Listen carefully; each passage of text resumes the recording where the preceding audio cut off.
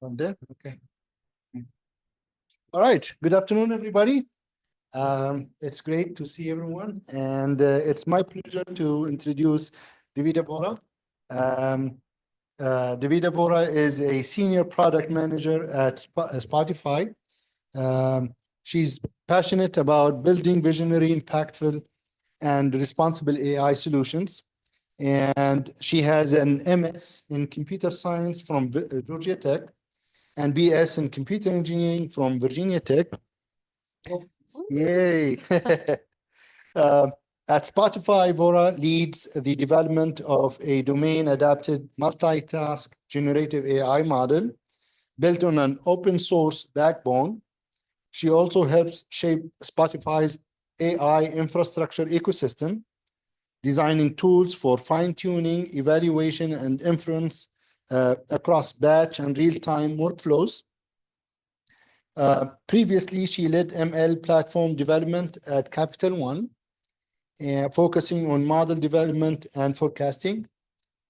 Beyond her professional work, Vohra deeply cares about mentorship and currently serves as a mentor for Cornell's Breakthrough Tech program. So without further ado, the floor is yours. Thank you. Thanks so much for having me here today. Before I get started, I just wanted to extend a deep thank you for having me here, to all the faculty, to the people at Virginia Tech that made my education possible. So many of the opportunities that I have today are because of Virginia Tech College of Engineering, and no one is telling me to say this. This is, genuinely me extending my thanks. So yeah, with that being said, today I'm going to talk about the evolving AI landscape, where it's headed, the critical challenges that we're going to have to solve and face, and how we as innovators have a part to play in making sure that these systems are built in a way that is responsible and it impacts society in a positive way. So a little bit, actually, before I go to that slide, I just wanted to say a disclaimer. The views and opinions expressed in this presentation are solely my own and do not represent those of any company, organization, or affiliate. And all of the information that I'm going to be sharing about Spotify's infrastructure is public. So I just wanted to caveat that before we get started. But yeah, this presentation is just going to be a mixture of insights and advice for the next generation of AI innovators. And in the later half of the presentation, I'm going to spotlight on how Spotify's AI and ML infrastructure looks like, which hopefully you guys think is cool.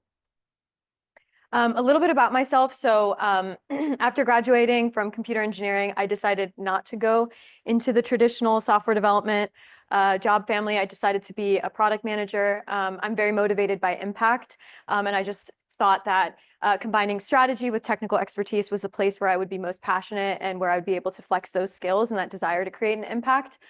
So as a senior AI product manager, I span work across machine learning, generative AI infrastructure. I also partner with our legal, trust and safety, risk advisory representatives at Spotify or whatever organization I'm a part of to make sure that the solutions that we're building are responsible and they're compliant with evolving regulation. So yeah, my expertise is quite broad. I work in product strategy. I work in governance, as well as the infrastructure pieces, which I find really, really fascinating and cool. All right, so I'm going to walk over here because I can't really see the slide. But to set the stage, let's talk about where AI is today, the massive opportunities ahead of us, how industries are changing, and how there are some challenges and risks that we need to solve for as well. So let's just look at the numbers. The AI market is projected to reach $1.85 trillion by 2030, growing at a compound annual growth rate of over 35%. So what this means, every year we anticipate seeing a growth rate of 35% until 2030. So the opportunities here are quite massive. AI could contribute up to $15.7 trillion to the global economy by 2030, and over 90% of top companies are investing in AI initiatives. And the impact of AI is broad. It's not just in one domain or one field. From drug discovery to climate modeling to content recommendations, autonomous systems, AI is solving complex global challenges. At the same time, with a ton of opportunity and impact, there are challenges and risks that we need to solve for. And we need to solve for those challenges and risks because if we don't, we threaten undermining the very progress and amazing work that we are continuing to do. So some challenges that I've seen in the industry and that I just want all of you to be aware of, that these are challenges that we need to solve for today and in this day and age. Issues like lack of explainability. Many AI systems lack explainability. They're considered black box systems, making it difficult to understand their decision-making process. And so when you think about these applications like deciding whether or not to extend a loan to someone or deciding whether or not to hire someone, it's not a great thing that these systems are black boxes. We want transparency in them. Generative AI is making it easier to spread misinformation and create realistic deepfakes. I think right now we can kind of tell when like something is AI generated, you're like, that image is obviously not something that was produced by a human or by some sophisticated system. But in the future, just think about just 2 years from now, we're not going to really be able to detect what is AI generated and what is not. AI systems handling personal data can pose significant privacy concerns. So these large models that we interact with, GPT, Llama, like, do you know what data sets they were trained on? There are some regulation that are coming out to disclose and make those data sets transparent. But right now, a lot of companies are training on data that they might not even have explicit permissions to do. AI models trained on biased data can amplify inequalities. Already mentioned this earlier, but there's a lot of potential for discriminatory impact when we look at these black box systems, because we're training on this corpus of data from the internet, and oftentimes that data can be skewed in a certain way, and so we need to be mindful of that. All of that to say is that there's massive opportunity, but of course there's challenges and risks. So the theme of this conversation today is how do we balance innovation with responsibility? And when I spotlight on our infrastructure and some of the use cases that we have at Spotify, I hope that I can demonstrate that it is very much possible to go fast, but with brakes in place as well. And then I also wanted to briefly touch on the careers in AI. AI is not just about writing code. Previously, like the traditional job families that you could think of in AI include machine learning engineering, AI engineering, research scientists, but it's expanding. It's becoming a multidisciplinary space. So of course, there's core AI R&D, research and development. This includes machine learning engineers, research scientists, product managers like myself, consulting. There's also data and analytics, data scientists, data engineers, folks that are working on curating, processing, and analyzing these massive data sets that are going into these large language models. Infrastructure and operations, it holds a special place in my heart because I've worked on our machine learning platform and AI infrastructure for so many years. So this includes MLOps, infrastructure engineers, and AI infrastructure engineers. How do we not just build a model in a Jupyter notebook or in your little development environment, but how do we scale it to 600 million plus users? That's a pretty massive challenge. And then security and responsibility. This is a growing field. How do we keep these AI systems secure? There's some nuances that we have to think about outside of just normal security. And then responsible AI specialist. This includes like legal folks that are specialized in AI law, risk advisory, and trust and safety folks as well. So again, the opportunity is quite broad. And it's not just about writing code. Everyone has a space to contribute to how AI is being shaped. And so, yeah, there's just a ton of opportunity to join the conversation. So there are 3 things that I hope I can leave you with at the end of today's talk, and I'm going to drive this home at the end of the talk as well. But the future of AI is in your hands. I think we often hear this like, AI is taking my job or AI is doing this. We are the humans that are steering AI. We have a voice to share, and we have a lot of agency in how we shape these systems to positively impact society. So in order to be a part of that conversation, understand AI's evolution. Stay informed about AI advancements and challenges and expect to continuously learn. I feel like I'm behind all the time in learning about AI, and I live and breathe this space. But stay curious, let that curiosity guide you, read research papers, attend talks, talk to people, learn about what challenges people are facing and the opportunity for impact here. Think beyond code. Obviously, building AI there's a lot to do with engineering principles, but it's not just about that. There are a lot of different factors that are affecting how AI systems are being shaped. So understand that it's also about designing transparent, reproducible solutions that drive meaningful impact. And I'm going to give you some practical tips on how you can ensure you're thinking about this while you're building these systems.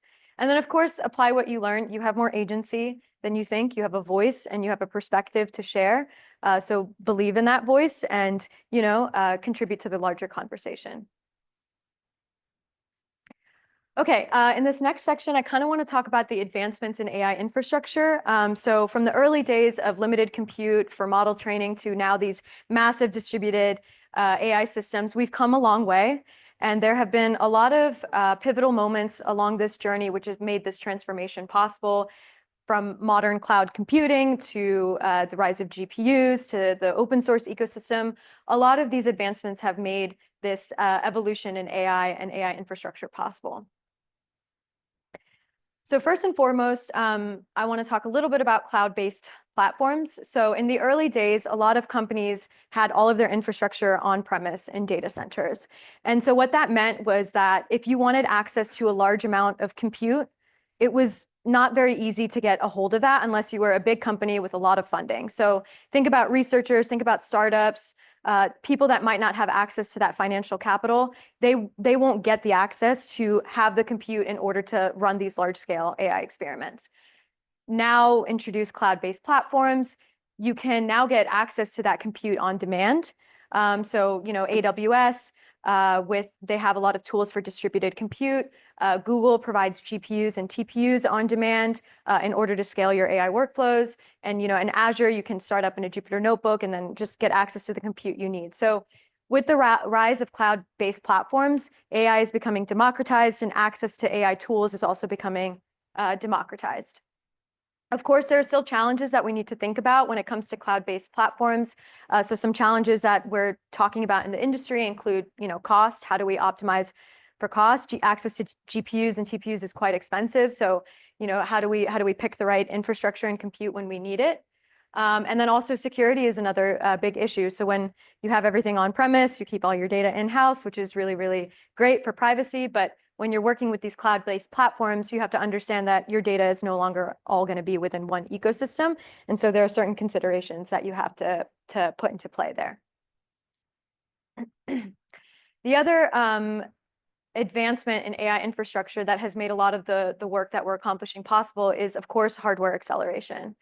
So previously, when we looked at scaling ML workflows and doing model training, we used CPUs, which were optimized for sequential tasks. They weren't optimized for parallel computations, often seen in deep learning. So deep learning is a subset of machine learning, and it involves training these large neural networks with multiple layers. And of course, when you're doing like back propagation, when you're training these large neural networks, you need to run massively parallel computations and massively parallel matrix operations, which CPUs are just not optimized for.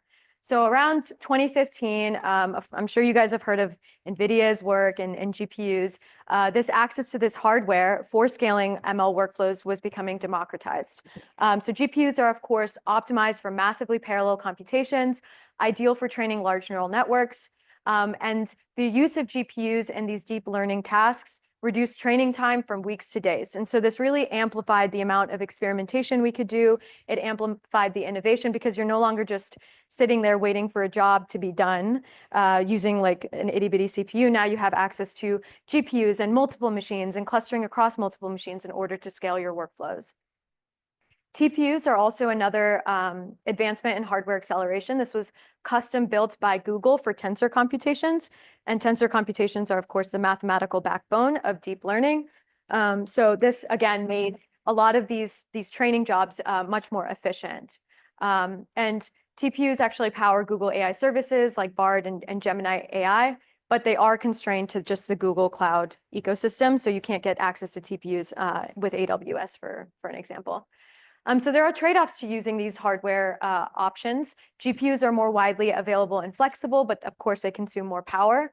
TPUs are specialized for AI workloads, but they're vendor locked to Google Cloud. So the key takeaway here is that AI hardware acceleration significantly reduces training and inference times, which makes LLMs and generative AI feasible at scale and in much shorter time periods.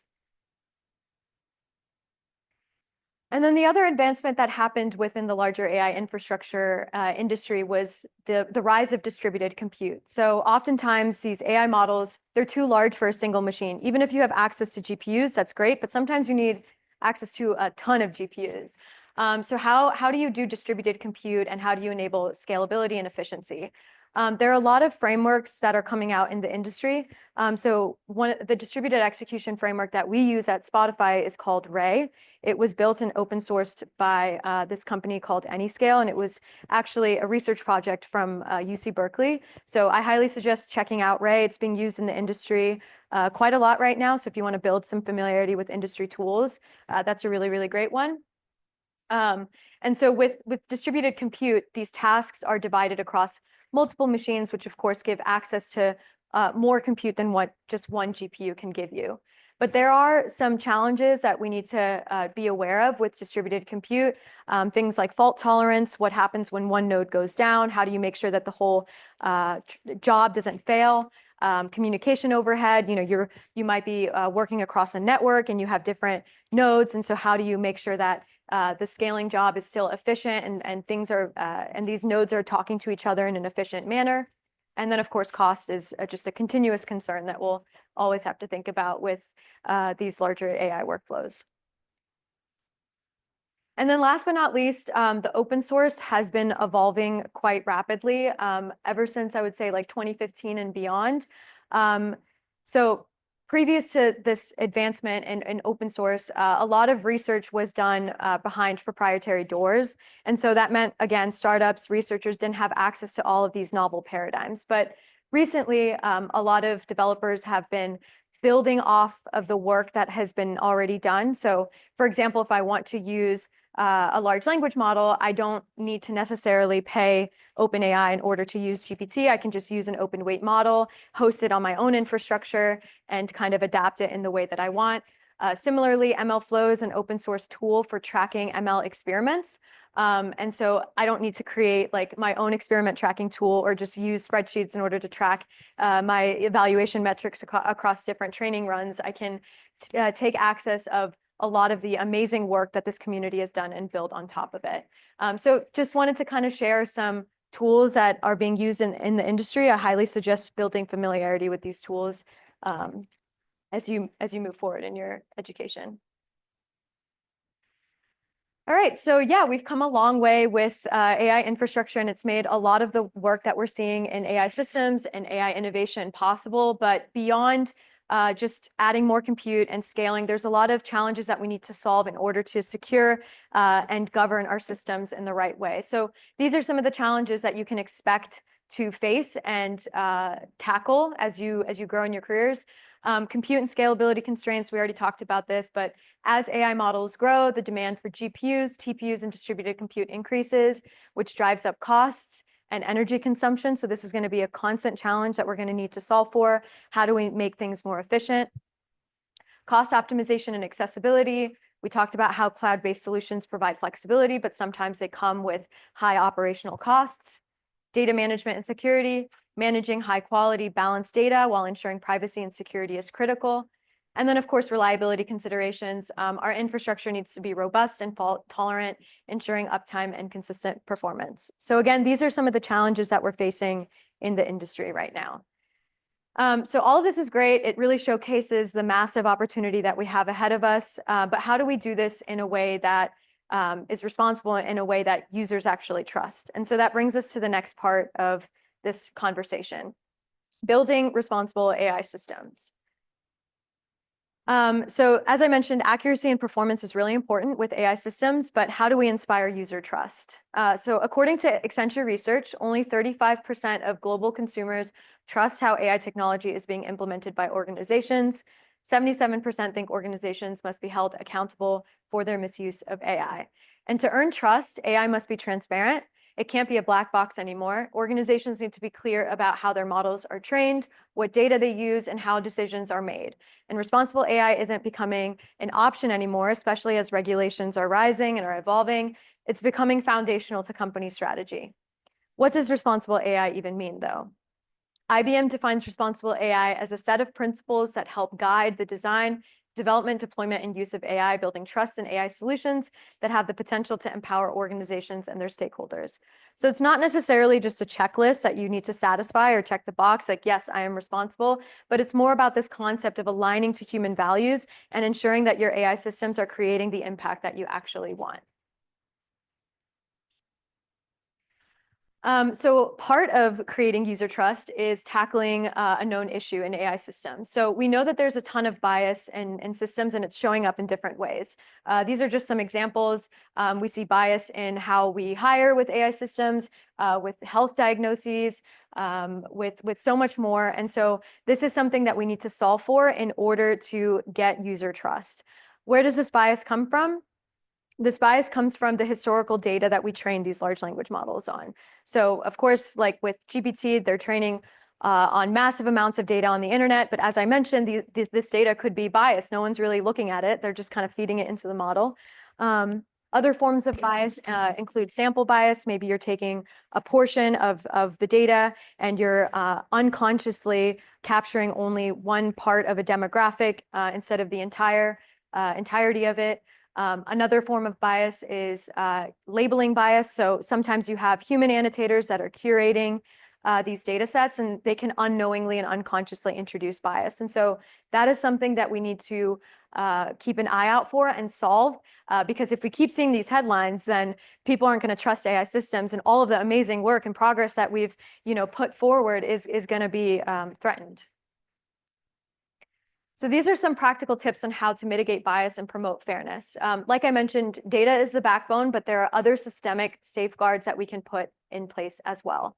So some strategies include diverse and representative data, like look at the data, make sure that it's not factoring in things like special categories like age or gender in places where it doesn't make sense.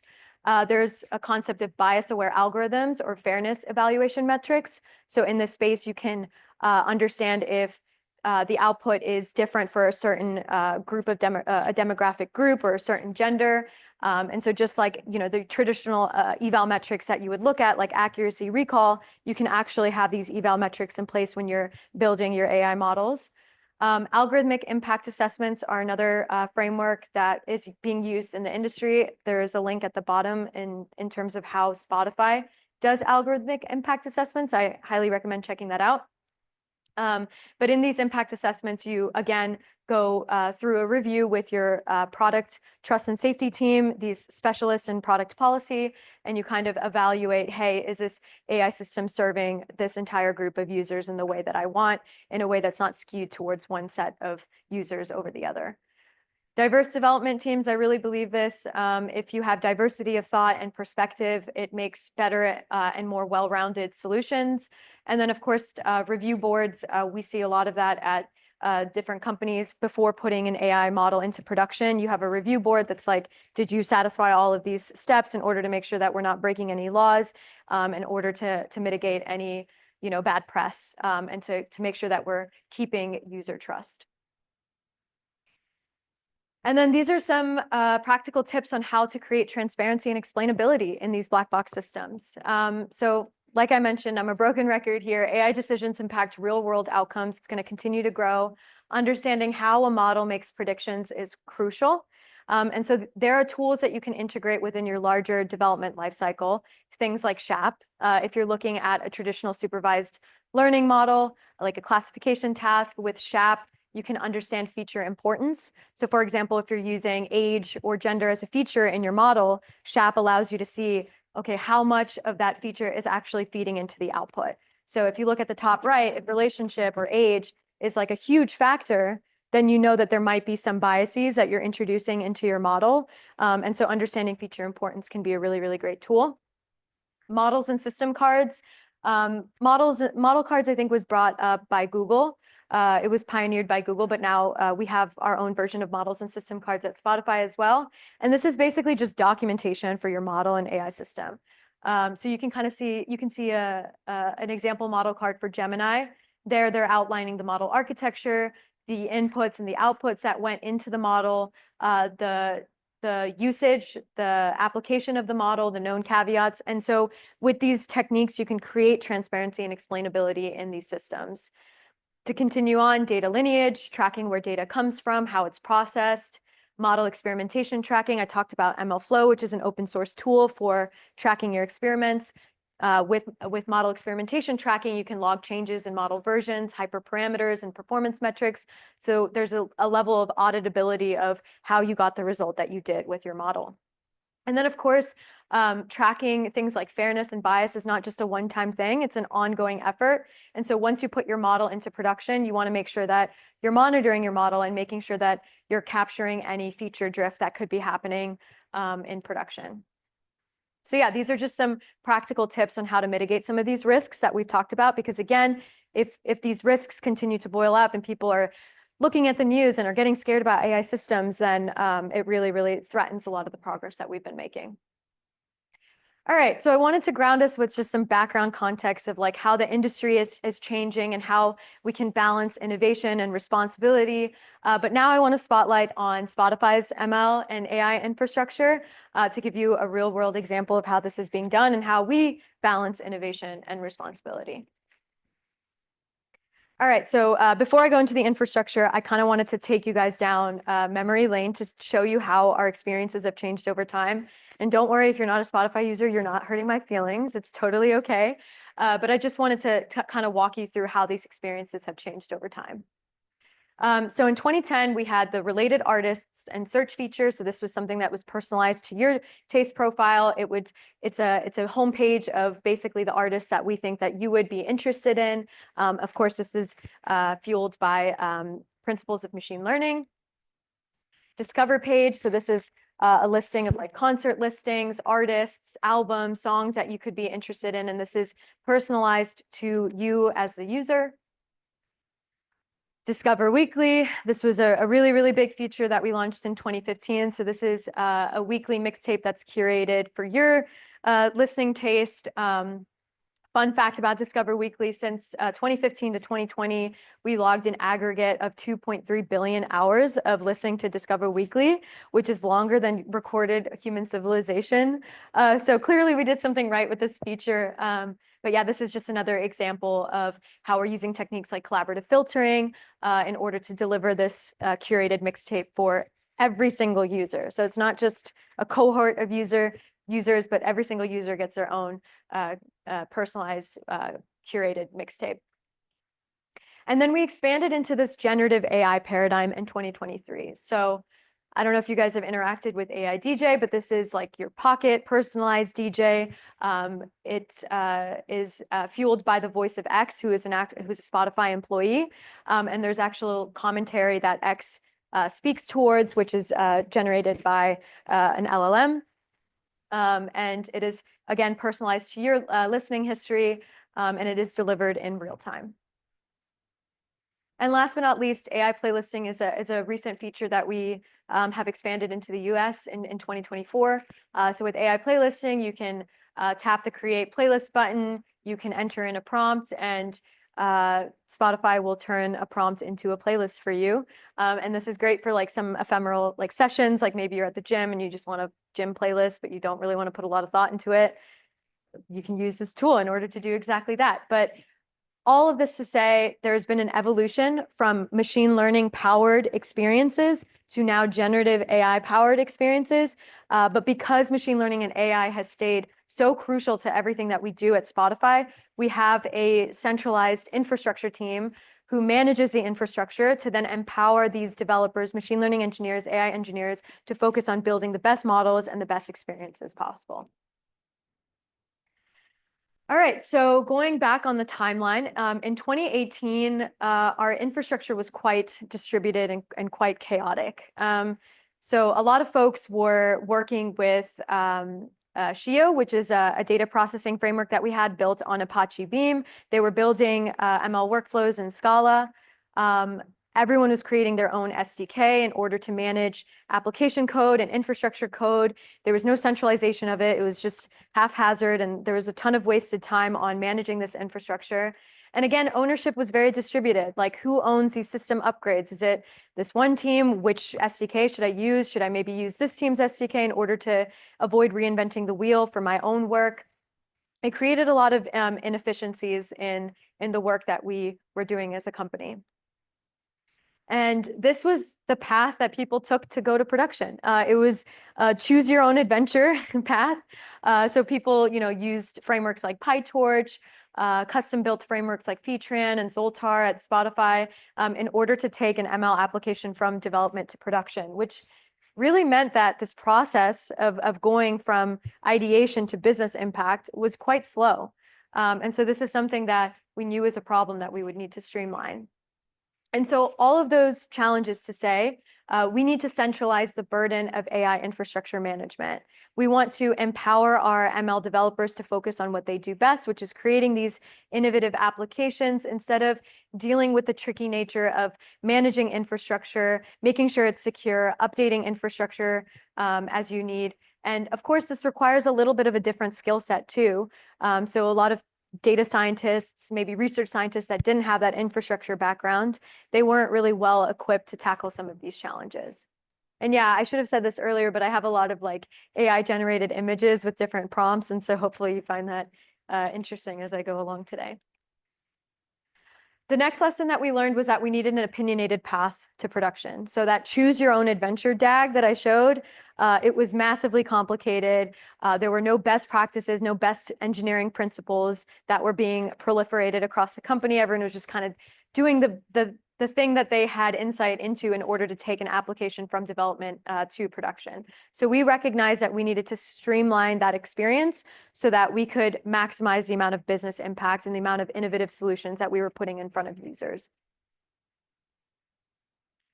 And so this is what our single path to production looked like at Spotify in its first iteration. So again, the year is 2020. Generative AI wasn't really a huge thing. We were mainly focused on these traditional supervised learning applications. And we have a really tight partnership with Google. And so we built a lot of this single path to production on the infrastructure and the work that Google has already done. So Google has this framework called TensorFlow. They have a framework for production workflows called TensorFlow Extended.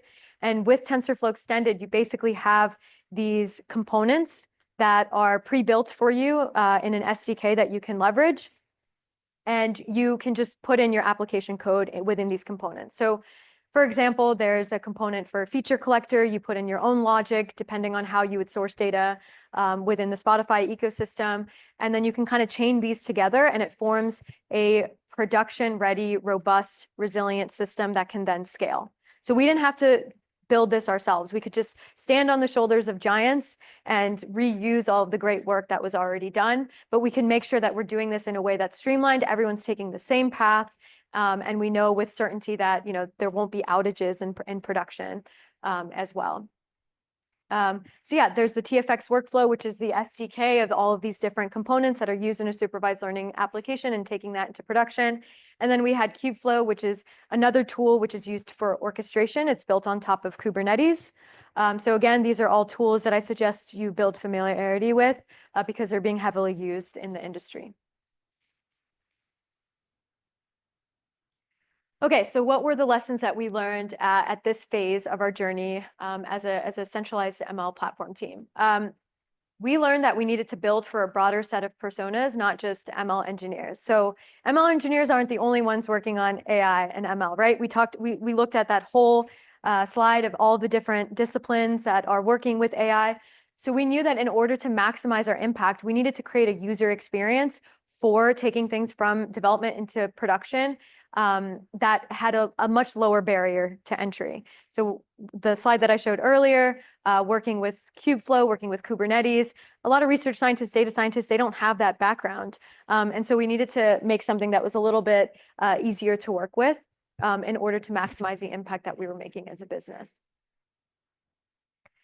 The other lesson that we learned was that piecemeal offerings lead to more pain for users and limited adoption.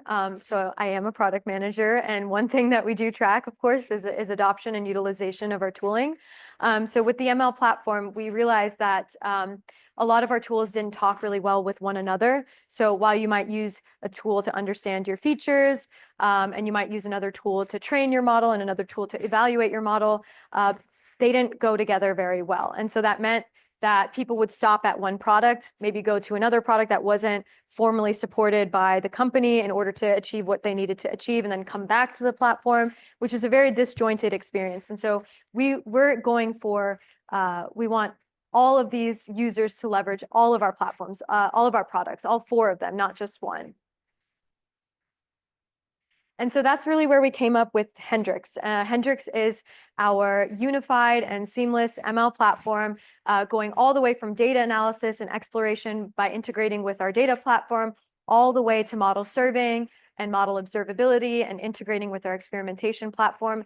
And underpinning all of that, we wanted this element of model governance, again, to make sure that the solutions that we're building are transparent, they're compliant with regulation. And so again, like, we really wanted to create this seamless experience for all parts of the machine learning lifecycle and not just optimizing for one aspect of it. All right, so what were some lessons that we learned in 2022? I had mentioned that we were based off of TensorFlow, partly because of our tight partnership with Google. But at that time, PyTorch was a framework that was picking up a lot of steam. I'm not sure if you guys have worked with PyTorch, but there are a lot of reusable components for building like convolutional neural networks, recurrent neural networks, and that's really where the industry has been heading, deep learning and transformer-based architecture. So we recognize that in order to stay working on cutting edge stuff, we needed to embrace PyTorch in our single path to production, evolve our ecosystem in order to support PyTorch-based applications and not just TensorFlow-based applications. The other lesson that we learned was adopt open source to keep up with the quickly evolving AI landscape. So I showed you TFX. We didn't have to build that ourselves. If we had to build that ourselves, that would have taken us like, God knows, like 1 or 2 years, and then we wouldn't have been able to launch anything into production. So in order to move fast, adopt open source, contribute to the conversation, reuse things that have already been built, of course, where it makes sense for your business considerations. But that was definitely something that we are still doing today, adopting open source in order to keep up with this evolving landscape. And then I think this is the last lessons learned slide that I have, but last but not least, integrate transparency and traceability as a core part of the AI development lifecycle. So around this time frame, there was a piece of regulation coming out in the EU, which was called the Digital Services Act. And that act requires that you have a level of transparency around your recommendation systems. So you're disclosing the parameters that go into your recommendation systems and what factors are influencing those recommendation systems. So you can imagine that if we had done no work on transparency, we would have had to kind of like stop everything and like get our stuff together in order to stay compliant with that regulation. But if we are integrating transparency and traceability with the methods that I had shared earlier as a core part of the AI development lifecycle, then we're in a position where we're prepared for evolving regulation and we can maintain user trust as well. Okay, so in 2024, we evolved our platform, Hendrix, to include a new product. And this product was known as Managed Compute as an offering. So I'd mentioned Ray. Ray is an open source unified framework to scale AI and Python workloads. We internally branded it as Hendrix Compute. And with Ray, we're no longer constrained to this ecosystem of just TensorFlow-based applications. You can use whatever framework works for you. You can use TensorFlow, XGBoost. You can leverage models off of Hugging Face. You can, build stuff with PyTorch. You can use whatever evaluation framework makes sense to you. And it's a lot more Pythonic in nature. So instead of working with these Dockerized, containerized applications with the TensorFlow extended paradigm, now you can just write your code in Python, submit it to a Ray cluster, and then it scales. And then you can get access to the GPUs that you need, the CPUs that you need in order to appropriately scale. And so you can see like transitioning from maybe a prototyping environment to a production environment doesn't take as long anymore because you can just keep the code that you were already working with in Python and scale it as you need. So this was a really, really big game changer. It enabled us to have a lot more adoption with the research scientists and data scientists that were working on AI and machine learning efforts instead of just machine learning engineers. And then in the generative AI space, I talked to you a little bit about the user journey of taking a model, a supervised learning model from development to production. With LLMs, that user journey, of course, is a little bit different. And so we realized that we needed to meet our users in this larger journey to facilitate efficient text-to-text generative AI development from prototyping to production. And it should not say future state.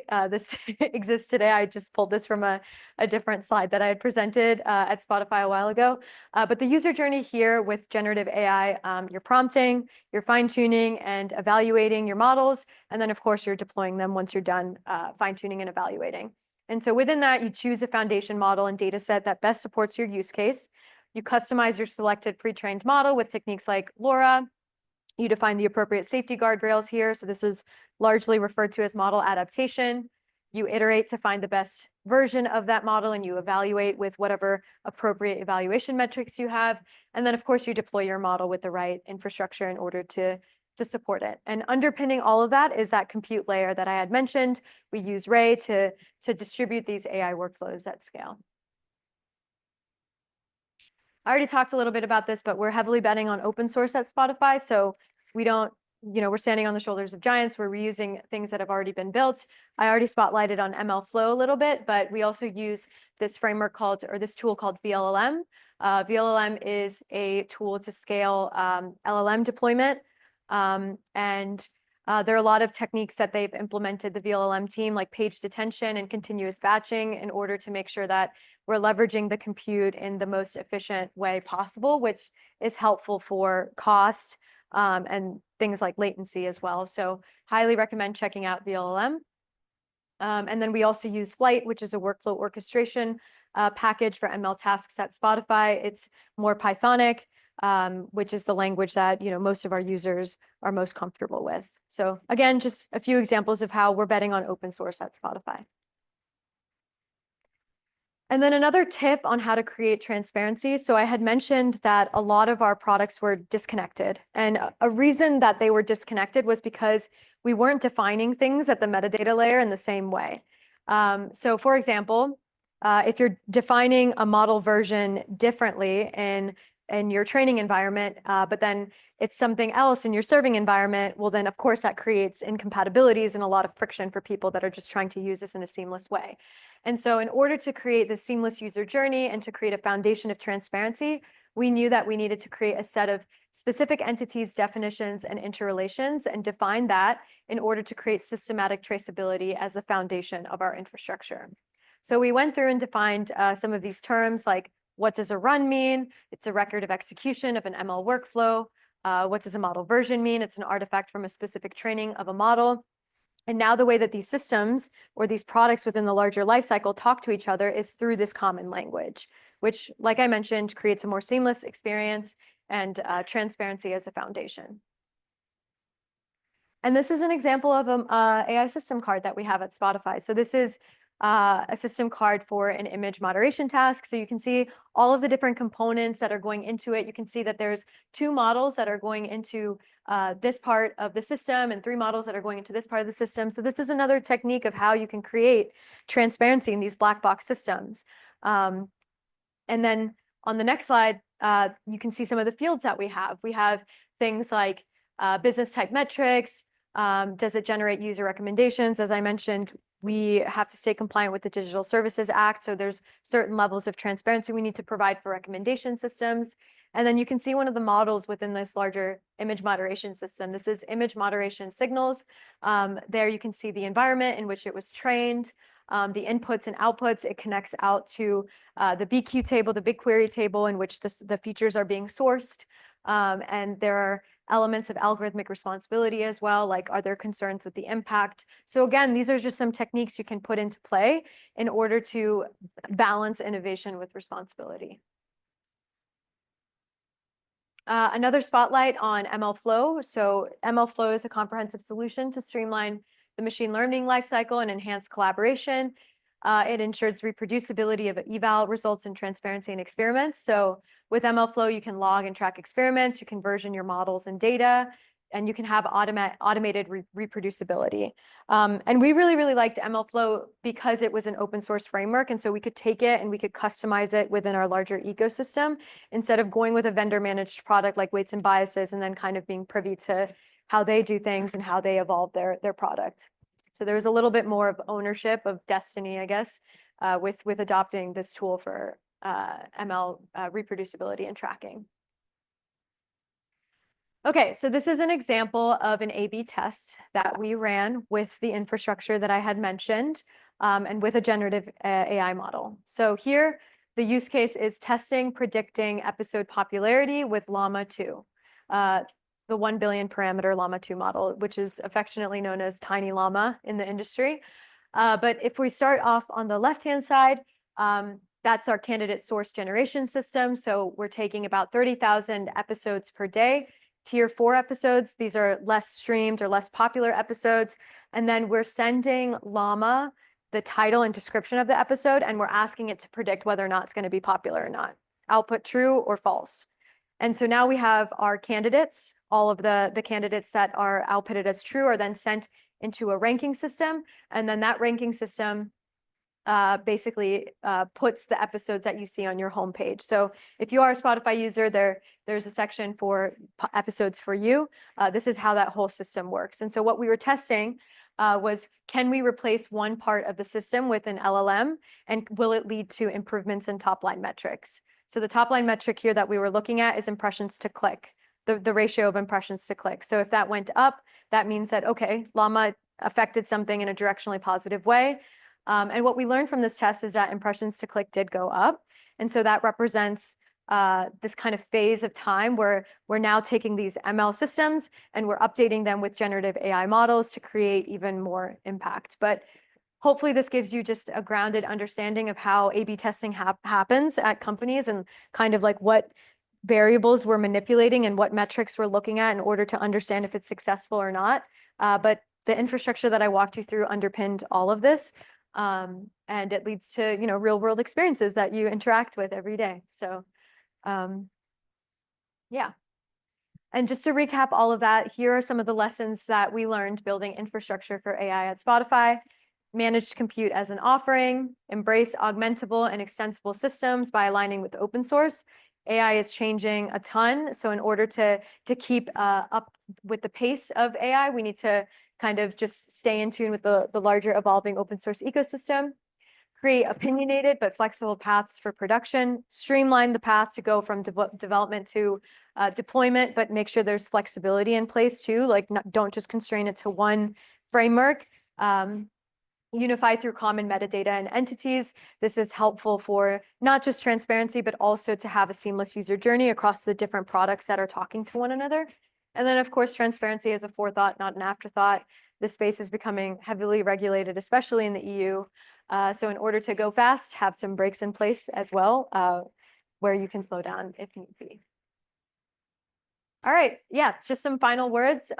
Started quite broad in terms of the advancements in the industry, as well as how do we kind of balance innovation and responsibility, and then spotlighted on Spotify's AI and ML infrastructure. And I just want to hit these 3 points home, had mentioned them earlier. First piece of advice, understand AI's evolution, let your curiosity guide you. I'm super passionate about this space. I want to be a sponge. I want to keep learning. I want to be a part of the conversation. So stay curious, stay informed, and embrace lifelong learning. Getting your degree is not the end of the learning. It's just the first step. So don't expect to, stop learning after that. Think beyond code. Building AI these days isn't just about writing algorithms. While that is a very, very important part of it, it's also about designing transparent, ethical, and impactful solutions. Transparency, fairness, and accountability should not be afterthoughts. They should be fundamental design principles that you put into play. And I've given some practical advice and tips on how you can put this into play while you're developing your systems.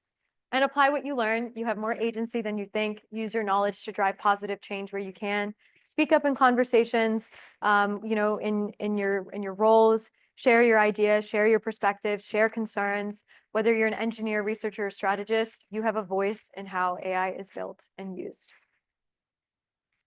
And that is it. I don't even know how much time I took. Yeah. Yeah, do that. Yep. Any questions? Mhm.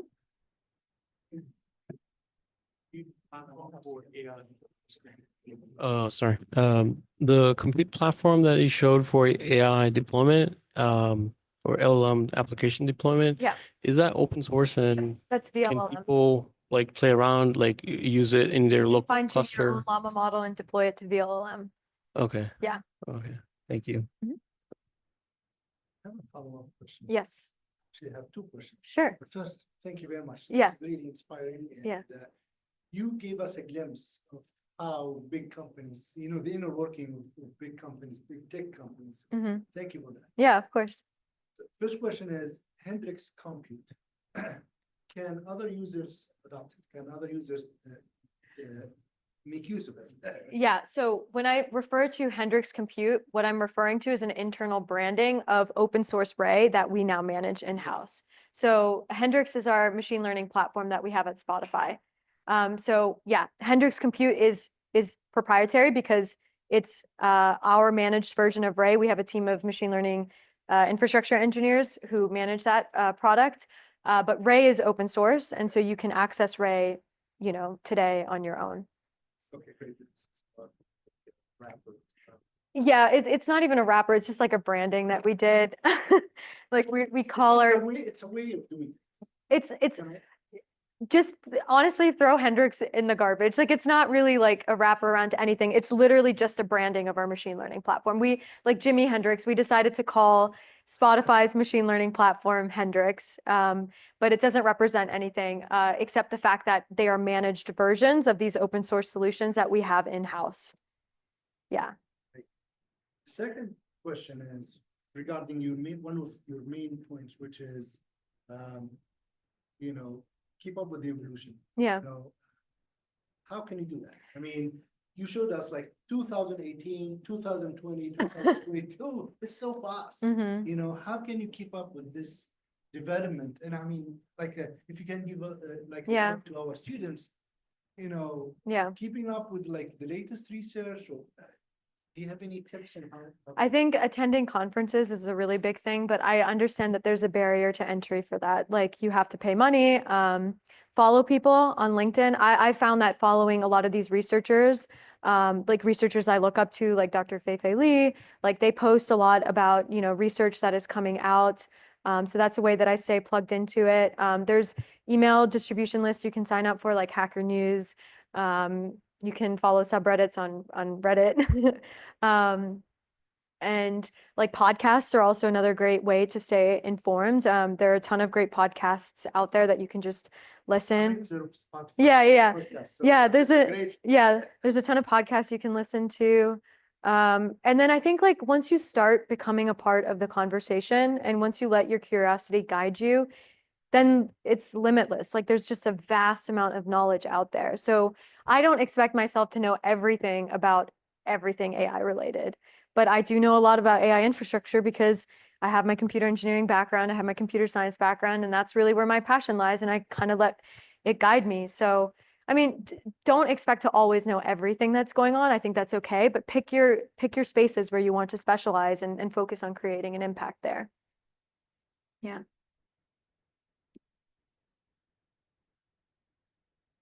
So I got a topical question. One of the things that we recently ran into was the use of an agent came discussed on our campus, which was DeepSeek. Okay. And you're probably familiar with it. And so it had no sooner had it been released that we had one of our own AI researchers using it, and it was tied to another country outside of the US. And, the state government came through and said, no, you can't use this, stop. And we banned it from using us. And we had to stop our research using it. I'm just wondering about thoughts on some of the pitfalls of using open tools. I didn't know if you had any thoughts there. Pitfalls of using open tools. I think that's absolutely fair. Like even with Llama, like Meta's Llama model, I don't believe that they disclose their data sets. It's an open weight model. It's not necessarily fully open source. So you have to be aware of the risks that come with that. But I think DeepSeek was quite novel in the sense that a lot of the optimizations and compute optimizations that came out of that model are now being used in other spaces as well. So like if there's an opportunity for you kind of like take something that has been done with that model and apply it into another space that is a little bit more secure, definitely do that.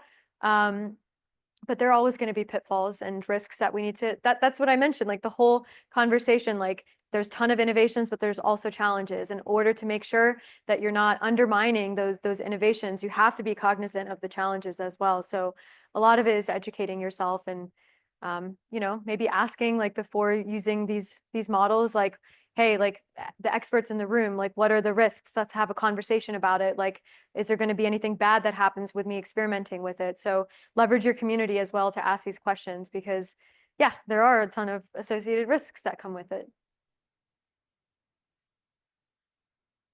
I have a quick question. Yeah. Can you give tips on how to land a Job. and also if you can please talk a little bit about how you got this job? Yeah. Yeah.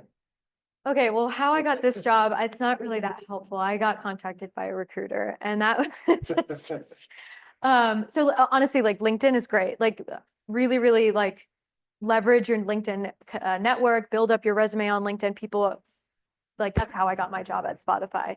Now, in terms of how to get a role, I mean, keep your skills up to date. So all of the tools that I talked to you about. Do you have internships at No, we laid off 25% of the company just a couple years ago, or at the end of 2022 or 3. Yeah. So we do have some AI roles that are in the space of AI. I think people are still hiring. So actually check out Spotify's career website if you're interested. We are hiring in that space, but keep your skills up to date. I mentioned some of the tools like MLflow, Ray, like these are all tools that are being used in the industry. So on your own time, tinker with them, explore them. And then next time you're talking to a recruiter or a career fair happens, like lead with that. Like, hey, I worked with this, I built this, and try to draw the connection to the work that they are doing at the company. So if I was going up to someone, at Spotify, I would say, hey, this is, an opportunity that I saw, and I worked with this framework. I know that you guys use these tools. I have this many years of experience with this. So,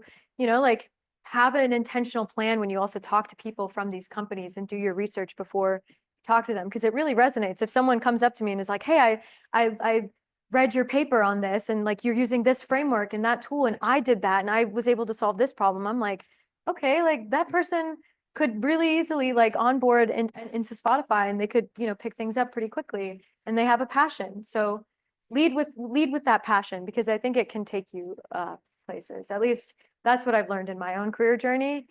If you're passionate, you're willing to put in the extra hours, and it really does show. Do we have questions in Zoom?